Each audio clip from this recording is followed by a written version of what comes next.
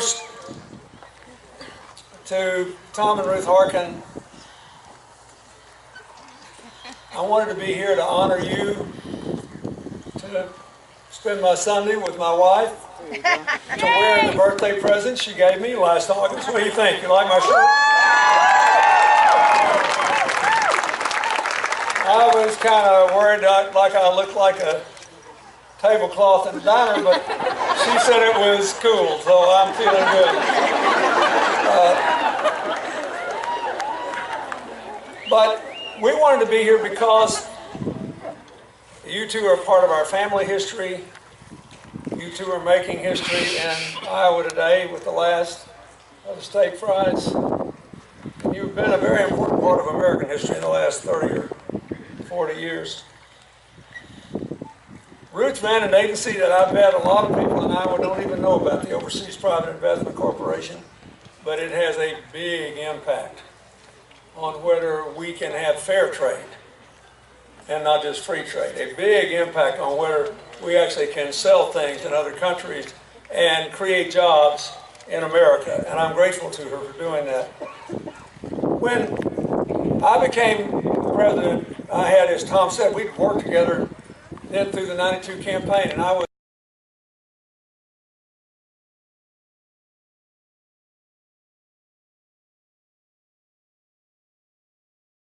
our investment money and how we could save more lives and give more young people a brighter future. And also, by the way, grow our economy in a good way. He was, along with Senator Chris Dodd of Connecticut, one of the strongest voices for restoring democracy to Haiti in 1994 because a military dictator down there was putting tires around people's necks and setting them afire. In an affectionate policy called necklacing. They were our nearest neighbors. They had been told that they had to go, and yet I was being told that nobody gave a rip about Haiti and it was crazy. We did it, no shot was fired. Nobody got hurt. And largely because we had a few brave members of Congress like Tom Harkin. And when that earthquake hit Haiti, Americans gave $1 billion, and I still work there, and we're still getting stuff done. And I am convinced that even though they've had a lot of ups and downs in the last 20 years, a lot of it never would have happened if America had walked away and allowed dictators to kill people virtually on our borders instead of give them a chance. And I thank Tom Harkin for that.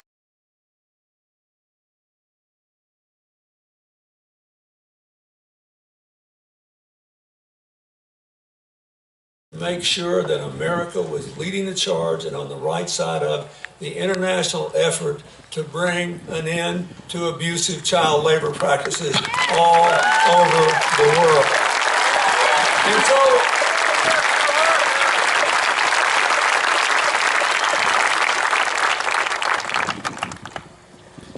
I always liked him, but every day I served with him, I knew why more. I think the happiest day we ever had together was the day he came to the Oval Office and he was able to be with me as we called his brother to have the first conversation ever had with a technology that allowed people who were deaf to communicate over telephones with people who were not. And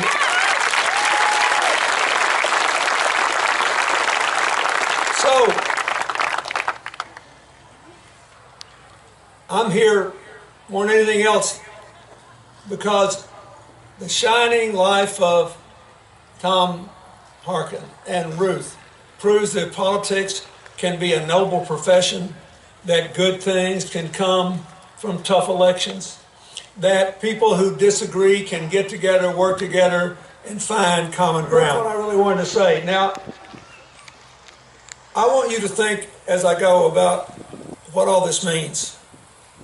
What does it mean to say that we respect our opponents and we don't mind it if they disagree with us, vote against us, do whatever, but in the end, we have to find a way to work together to make agreements, to get the show on the road. Yes! They think they're right all the time, And if they make an agreement with us, it's somehow compromised. And besides, they might lose a primary election. Yeah. Now, this is a modest reflection of the kind of conflict that is going on all over the world today. Hear what's going on everywhere. Everywhere. We live in the most interdependent age in human history. Right? Iowa farmers can find out what's happening to comparable crops all over the world instantaneously, right? You follow the price of inputs, the price of outputs, the probable weather conditions, what's happening in markets. We are more interdependent than ever before. We are more diverse than ever before in America. But our main political problem shows you what the world's problem is. Think about America. We are less racist, sexist, and homophobic than we've ever been. But we do have one continuing problem. We don't want to be around anybody that disagrees with us. More than ever before. We're living with complex problems with a lot of moving parts that require people with good minds and good experiences and different experiences to come together. That's what I always loved about Harkin. He never stopped being a good progressive liberal Democrat, but he never did go to work with his ears plugged up. He never did go into a situation and put blinders on so he couldn't see what was plainly before his eyes. That is hurting America.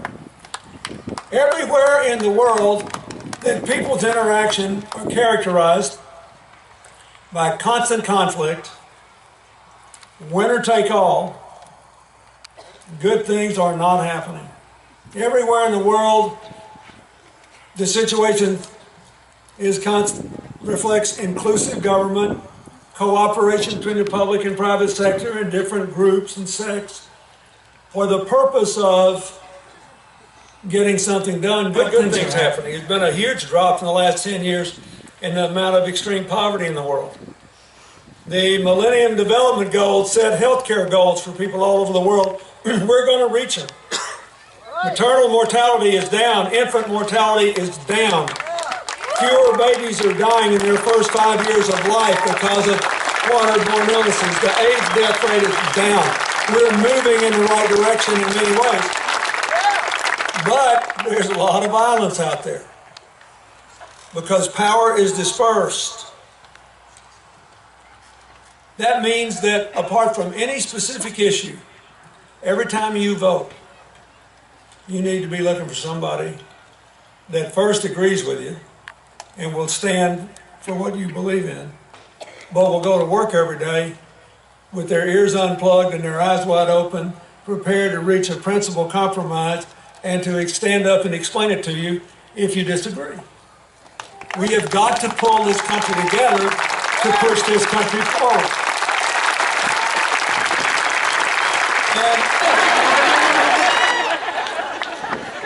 And a lot of these Republicans have spent all their time dissing the president and dumping on the Senate Majority Leader Harry Reid.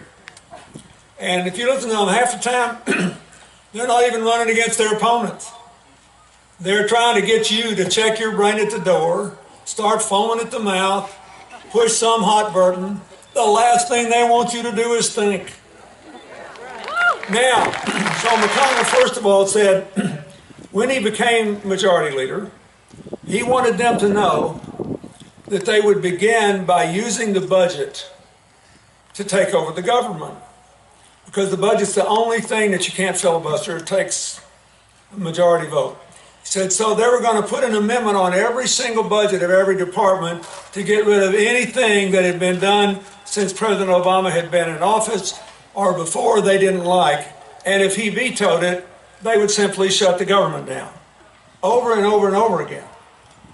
Now, this is not an allegation. He was bragging on this like he was Einstein discovering the theory of relativity. He found the secret to permanent gridlock.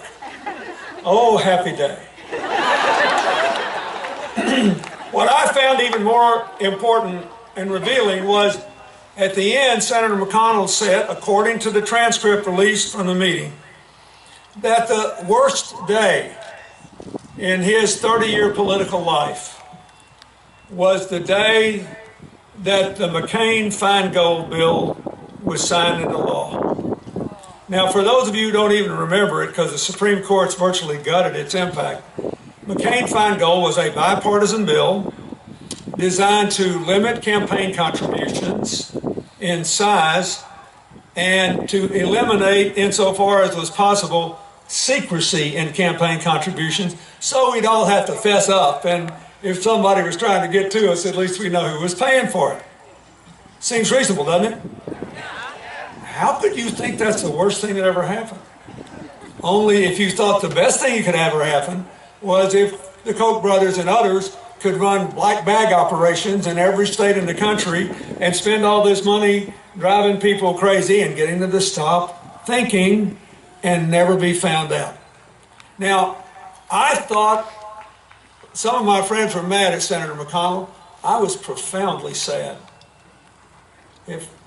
When I look back on my life in politics, after all those decades and all those fights and all those campaigns, if the worst thing that ever happened to me was an attempt to limit black bag campaign contributions, what about 9/11? What about the financial meltdown? What about the farm crisis in the 70s? And what about the middle of the country's manufacturing base hollowing out in the 80s?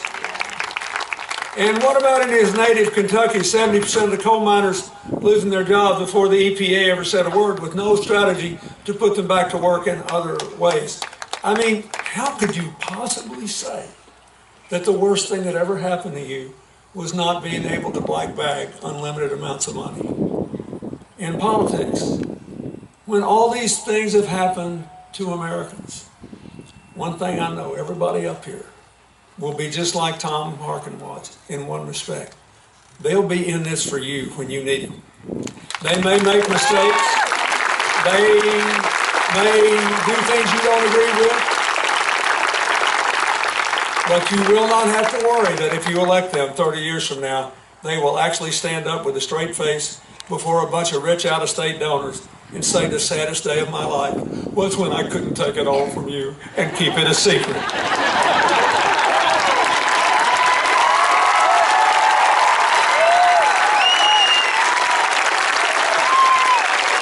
So remember, this is way more than just what everybody said. This is about, we are going to define the terms in which we will relate to each other and relate to the rest of the world.